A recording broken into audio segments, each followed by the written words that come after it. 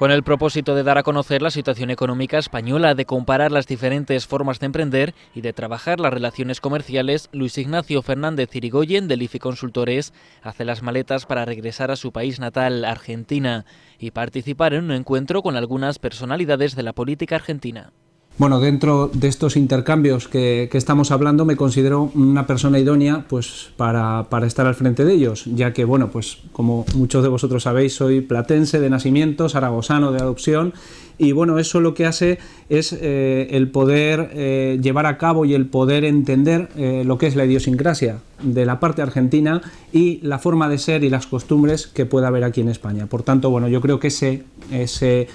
punto a favor de esas relaciones comerciales puede ser muy importante para que esas relaciones fluyan, para que esas relaciones sean rápidas y que, bueno, que podamos ir al grano y poder sacar adelante esos proyectos entre empresas, como digo, españolas y argentinas. Se trata también de un acercamiento entre Zaragoza y La Plata, en la provincia de Buenos Aires, dos ciudades unidas desde que en 1990 firmaran un tratado de hermanamiento.